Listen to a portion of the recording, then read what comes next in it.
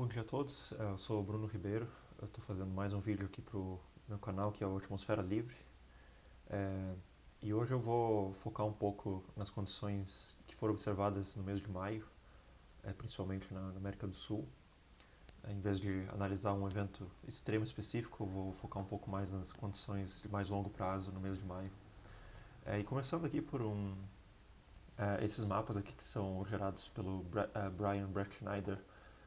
Ele copia esses dados da reanálise ERA5 e gera esses ranks aqui de temperatura e ponto de orvalho e outras variáveis comparado ao período inteiro da reanálise. Então, por exemplo, aqui é é, como que a temperatura em 2 metros em maio de 2024 se compara aos outros 84 anos da série de reanálise do ERA5.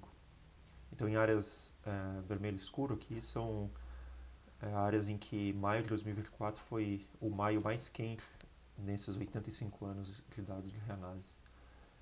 E é bastante impressionante o que se observa aqui, porque tem em torno de 23% do planeta com recorde de temperatura em maio de 2024. Isso é bastante significativo, é algo que em um clima comum não se observaria, né, uma área tão grande assim do planeta quebrando recordes. Claro que em algumas áreas esperaria que a temperatura atingisse o recorde em um clima comum, mas essas áreas seriam bastante reduzidas, talvez em torno de 5% do planeta no máximo, né? Mas dada a condição de mudanças climáticas e aquecimento de maneira geral do planeta, a gente observa que é, cerca de 23% do planeta atingiu o recorde nesse mês de maio de 2024. Então é bastante impressionante esse dado que essa figura mostra. E a gente vê aqui áreas, por exemplo, do Brasil, como boa parte do Sudeste, que, que tem tido tempo seco nessas últimas semanas e temperaturas bastante acima da média. Então, algumas áreas aqui de São Paulo, Paraná, Minas Gerais, Rio de Janeiro tiveram temperaturas em maio que foram recordes, né, comparado a todos os maios desde 1940. Também algumas áreas aqui tropicais, né, na América do Sul. E outro fator marcante em termos de América do Sul foi que boa parte do Chile e Argentina tiveram um dos maios mais frios, né, desde 1940. Então, é bastante impressionante, né, esse contraste de temperaturas que tem na América do Sul. É, e boa parte dessas anomalias positivas aí, e até recordes de temperaturas em maio de 2024 foram nos trópicos. Né? Se a gente olhar aqui o ponto de orvalho também, a gente observa mais ou menos um padrão bastante semelhante, enquanto que os trópicos tiveram temperaturas de ponto de orvalho bastante acima da média e em vários lugares até recordes, né, de ponto de orvalho.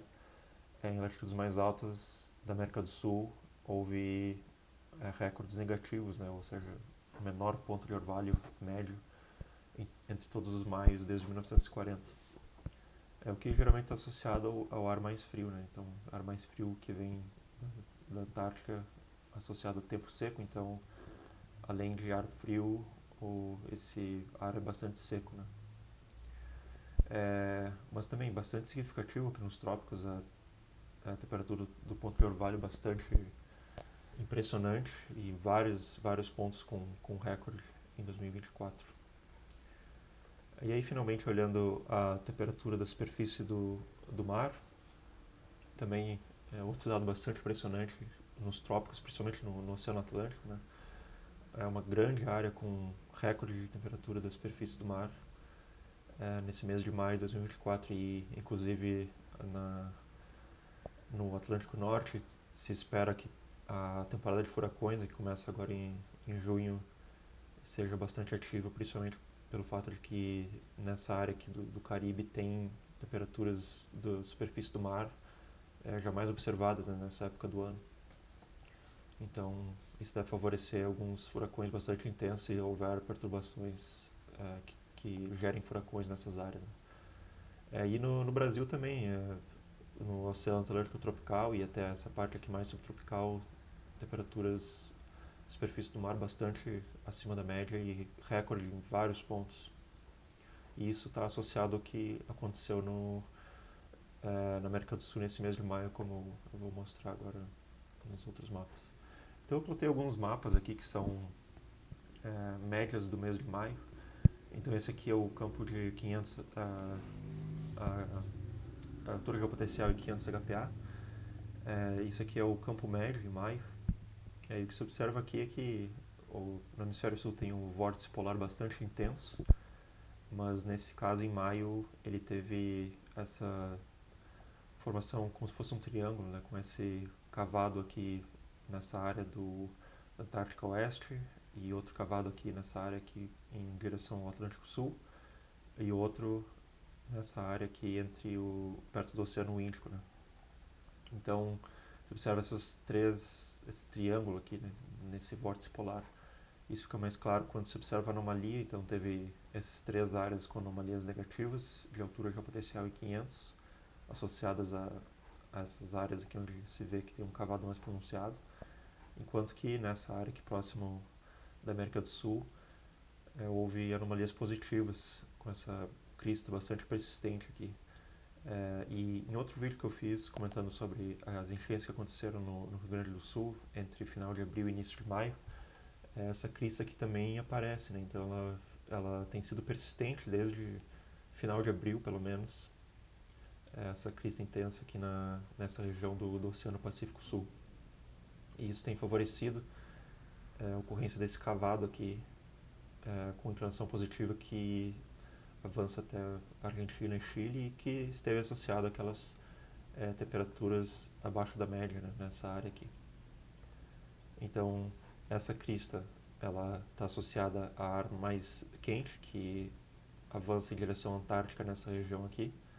Pela gradiente de altura geopotencial dá para notar que teria nesse caso vento de noroeste, né, nessa região aqui. Então o ar quente dos subtrópicos está avançando em direção à Antártica e ele desloca o ar mais frio pela Península Antártica até o sul do continente sul-americano, favorecendo aquelas temperaturas abaixo da média em áreas da Argentina e Chile. E também favorecendo a ocorrência de chuvas aqui nessa área do sul do Brasil e Uruguai,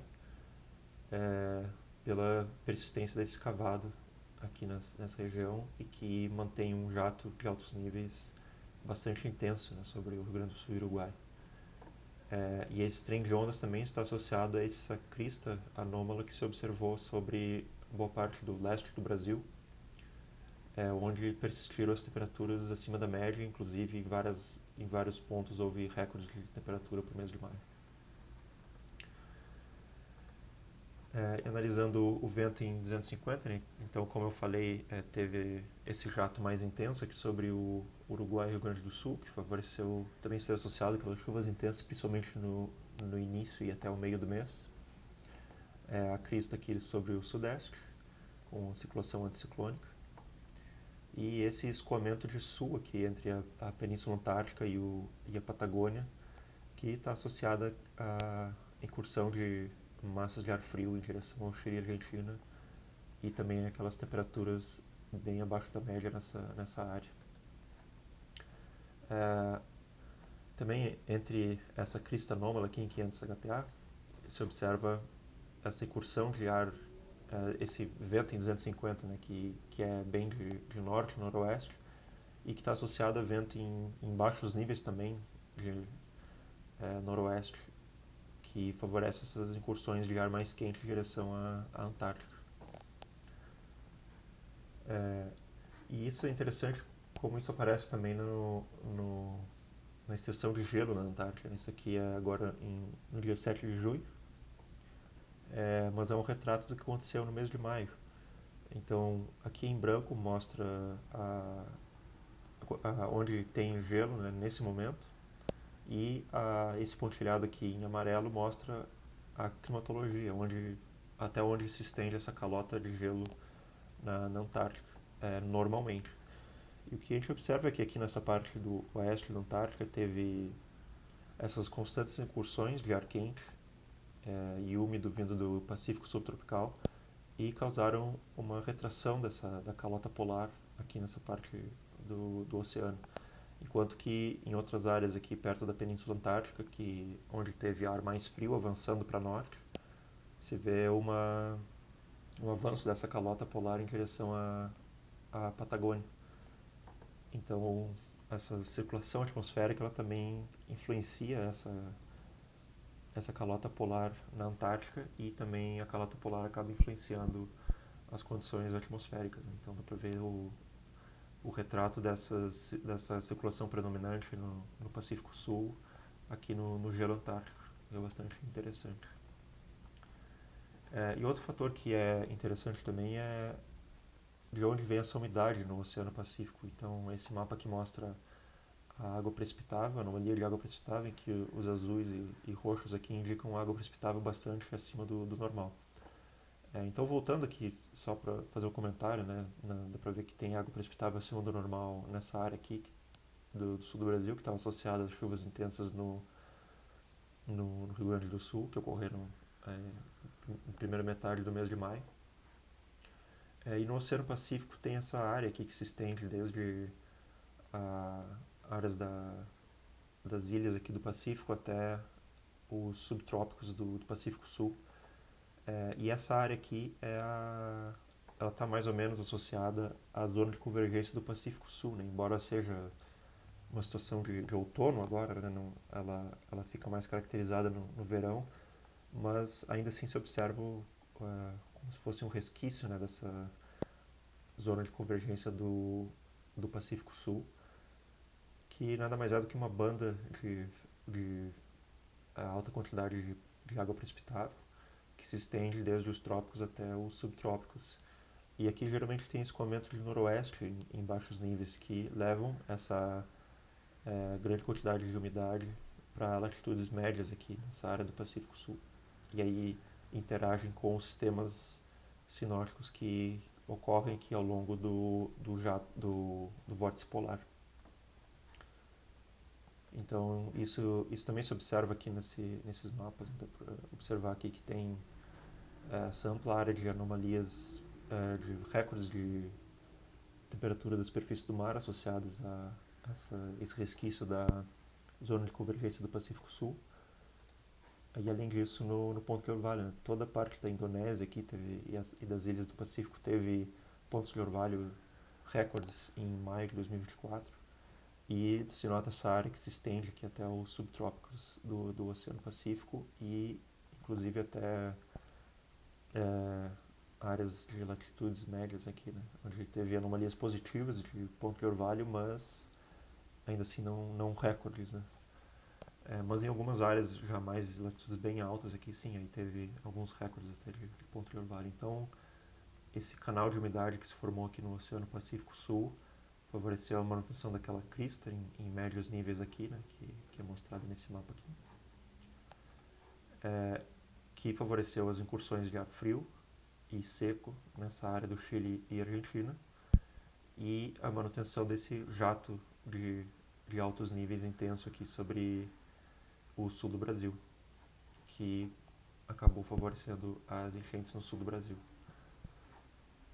E além disso, a manutenção dessa crista em 500 HPA aqui sobre o sudeste, que favoreceu também esses recordes de temperatura em maio de 2024 sobre o sudeste do Brasil. Então todos esses eventos aqui que acontecem desde o Pacífico subtropical do Pacífico tropical, né, até a América do Sul, estão de certa maneira correlacionados, e também se correlacionam com a quantidade de gelo na Antártica, né? Então uma clara relação entre o que acontece nos trópicos e nos polos. E outro fator interessante é que toda a Amazônia e boa parte dos trópicos, a parte equatorial aqui do Oceano Atlântico, teve anomalias de água precipitável bastante significativas, né? Então essa área ela é bastante úmida, mas ainda assim teve anomalias de água precipitável que ultrapassam aí 8 milímetros, né? O que é muito, muito significativo. Então essa área aqui também esteve bastante ativa, dá para ver que até em relação ao ponto de orvalho também teve recordes em boa parte dessa área do Atlântico e partes da Amazônia aqui, e Colômbia, Venezuela, Peru, Equador. E isso está associado também ao que acontece na América do Sul. Eu vou ir agora em direção aos mapas a cada 6 horas aqui pelas análises do GFS para explicar um pouco como que isso acontece, né? Então aqui, lá no final de maio, a gente observa que tem essa área aqui com anomalias positivas de água precipitável, aqui em vermelho. E esse mapa aqui ele mostra água precipitável em amarelo e laranja. E esses vetores aqui eles indicam o vento divergente entre 200 e 300 HPA, ou seja, na alta troposfera. Então o que acontece? Tem a água precipitável acima do normal nessa região, convecção também acima do normal, que causa divergência em altos níveis, como se observa aqui que os vetores eles têm um padrão divergente, né? E esses vetores divergentes eles acabam convergindo nessa parte do centro do Brasil. Então a gente observa que conforme a gente vai passando o tempo, segue ocorrendo convecção aqui no norte da Amazônia e esses vetores aqui divergentes apontando para o centro do continente. Ou seja, isso favorece movimento descendente nessa área do centro do Brasil aqui. E em algumas situações também tem distúrbios em escala sinótica que ocorrem sobre o cone sul aqui da América do Sul, que também favorecem vento divergente convergindo em direção ao centro do continente aqui. Então, tanto esse movimento vertical associado à convecção que acontece aqui, até movimento ascendente, não convecção profunda, mas apenas movimento ascendente, em latitudes médias subtropicais da América do Sul, quanto a convecção tropical, favorecida pelas anomalias positivas de água precipitável, favorece a manutenção dessa crista anômala sobre o centro do país, que mantém as temperaturas altas sobre o sudeste do Brasil. Dá para ver aqui que esse padrão também se mantém aqui. Já entrando em junho, a gente vê que esse padrão de convecção aqui na Amazônia ele se mantém. E dá para ver em alguns momentos bem claro a convergência em altos níveis, que favorece o movimento descendente em médios níveis e a manutenção daquela crista em 500 HPA, como observado aqui, né? Então todos esses mecanismos, tanto nos trópicos quanto nos extratrópicos e tanto perto da América do Sul quanto corrente acima no Pacífico, têm mantido essas condições bastante anômalas aí na América do Sul, com um tempo bastante quente e seco no sudeste, chuvas acima da média no norte da América do Sul, recordes de temperaturas baixas no Chile e Argentina, e até a influência que isso tem no gelo antártico, né, com a mudança da fisionomia da calota de gelo na Antártica. Então, bastante interessante aí o que tem acontecido. Maio foi um mês bastante extremo, como se observa, por esses dados, e pelo menos no início de junho esse padrão tende a se manter, né? Vamos ver o que acontece conforme a gente avança em direção ao inverno. Bom, obrigado por assistir e até uma próxima.